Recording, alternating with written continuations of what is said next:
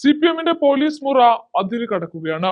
UDF-ന് മാത്രം ഉന്നം വെച്ചുകൊണ്ടുള്ള ഈ പോലീസ് മുറ മുഖത്തേക്ക് ടോർച്ച് അടിച്ച് വലിച്ചു പുറത്തേക്കിടുന്നതിലേക്ക് വരെ നീങ്ങുമ്പോൾ അതിന്നും ഇന്നലെയും തുടങ്ങിയതല്ല എന്നുകൂടി മനസ്സിലാക്കണം. എട്ടുകോളം വാർത്ത സൃഷ്ടിച്ച് എല്ലാ വഴികളിലും UDF-നെ തളയ്ക്കുക എന്നതാണ് ഉദ്ദേശം.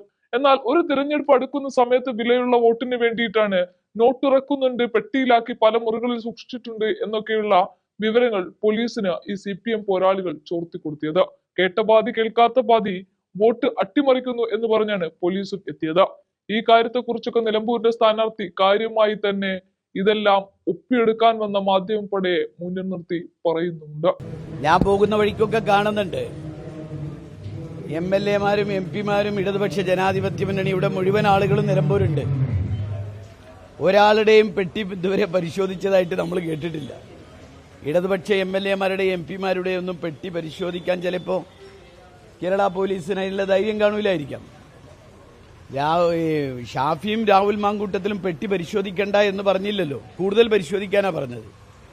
പക്ഷെ ഇതുകൊണ്ടൊന്നും നിലമ്പൂരിലെ ജനങ്ങളുടെ ജനവിധി മാറ്റിമറിക്കാൻ നിങ്ങൾ പെട്ടി പരിശോധിച്ചിട്ടും അതല്ലെങ്കിൽ വീട് പരിശോധിച്ചിട്ടും ഇതൊക്കെ നിങ്ങൾ അവസാനം തോറ്റ് അവസാനമാകുമ്പോൾ നിങ്ങൾ എടുക്കുന്ന ഓരോ സംഭവവികാസങ്ങളാണ്. പാലക്കാട് ഇതേപോലെ സംഭവിച്ചില്ലേ? നമ്മുടെ കേരളത്തിന് അറിയപ്പെടുന്ന 2 വനിതാ പ്രമുഖ നേതാക്കന്മാരുടെ അർദ്ധരാത്രി അവർ താമസിക്കുന്ന ലോഡ്ജ് കയറിയിട്ടല്ലേ പരിശോധിക്കാൻ പോയത്, ഒരു വനിതാ പോലീസും ഇല്ലാതെ? എന്താ അവിടെ ഉണ്ടായ തെരഞ്ഞെടുപ്പ് വിധി? എന്താ? 3000 വോട്ടിന് ഷാഫി ജയിച്ച മണ്ഡലത്തിൽ 18,000 വോട്ടിന് ജയിച്ചു. എല്ലാവരും പെട്ടി നിങ്ങൾ പരിശോധിച്ചോ? ഇനിയും പെട്ടി ഞങ്ങൾ തുറന്നിട്ട് തരാം നിങ്ങൾക്ക് പരിശോധിക്കാൻ. പക്ഷേ നിങ്ങൾ പെട്ടി പരിശോധിച്ചും ഭീഷണിപ്പെടുത്തിയും പീഡിപ്പിച്ചും ഒന്നും നിലമ്പൂരിൽ ഇടതുപക്ഷത്തിന് ജയിക്കാൻ കഴിയുമെന്ന് ഇടതുപക്ഷം വിചാരിക്കേണ്ട. നിലമ്പൂരിലെ ജനങ്ങൾ അത് തീരുമാനിച്ചു കഴിഞ്ഞിട്ടുണ്ട്. അത് കൃത്യമായി പ്രകടമാണ്. നിലമ്പൂരിന്റെ ചരിത്രത്തിലില്ലാത്തൊരു ഭൂരിപക്ഷത്തിന് ഐക്യജനാധിപത്യ മുന്നണി സ്ഥാനാർത്ഥി വിജയിക്കും.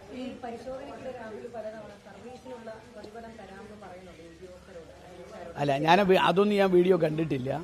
അവരൊരിക്കലും പരിശോധിക്കരുത് എന്ന് പറഞ്ഞിട്ടില്ല. അങ്ങനെ നിങ്ങൾ കേട്ടോ? ഏത് പരിശോധിക്കാൻ പാടില്ല, ഞാൻ MLA ആണ്, പരിശോധിക്കാൻ പാടില്ല, ഞാൻ MP ആണ് എന്ന് അവരാരെങ്കിലും പറഞ്ഞ് നിങ്ങൾ കേട്ടോ? ഇല്ലല്ലോ. കൂടുതൽ പരിശോധിക്കാനാണ് പറഞ്ഞത്. ഇനിയും പെട്ടി പരിശോധിച്ചോളൂ എന്നാണ് പറഞ്ഞത്.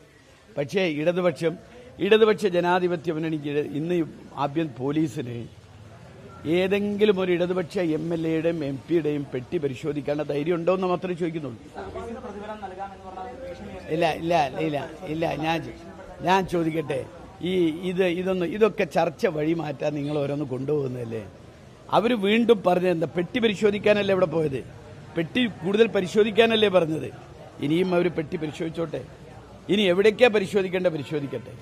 അതിനൊന്നും ഒരു കുഴപ്പമില്ല കേട്ടോ. സ്വാഭാവിക പരിശോധനയാണെങ്കിൽ ഇവിടെ 10 ഇടതുപക്ഷത്തിന്റെ 50 MLA-മാരും ഇവിടെ ഇടതുപക്ഷത്തിന്റെ നേതാക്കന്മാരും ഇവരൊക്കെ ഇവിടെ നിലമ്പൂരുണ്ടല്ലോ. ആരുടെയെങ്കിലും പെട്ടി പരിശോധിച്ചായിട്ട് നിങ്ങൾ കണ്ടോ? ഇല്ലല്ലോ. സ്വാഭാവിക പരിശോധനയാണെങ്കിൽ എല്ലാവരുടെയും പരിശോധിച്ചായിട്ട് കാണണ്ടേ? ഓക്കെ, നമ്മൾ പരിശോധിച്ചാൽ നമുക്ക്, കാരണം അല്ലെങ്കിൽ തന്നെ എനിക്ക് പെട്ടി മാത്രമല്ല, എന്നെ പരിശോധിക്കുകയാണെങ്കിൽ എനിക്ക് കാര്യമായിട്ട് പറയാനുള്ളത് എൻ്റെ ഷുഗറും BP ഒക്കെ ഒന്ന് പരിശോധിക്കണം എന്നുള്ളതാണ്.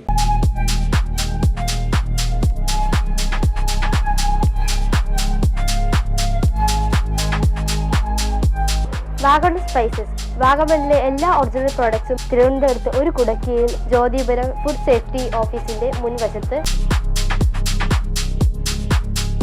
കശുവണ്ടി, കുരുമുളക്, ഗ്രാമ്പു, ഏലക്ക, പട്ട, കാഷ്യൂനട്ട്, നട്ട്സ്, ആൽമണ്ട് എന്നിവയെല്ലാം ഇവിടെ ലഭ്യമാണ്. ഞങ്ങളുടെ സഹോദര സ്ഥാപനം Vagamon spices dry fruits and drinks വാഗമണിൽ ചോറ്റുപാറയിലും ഇപ്പോൾ ആരംഭിച്ചിരിക്കുന്നു.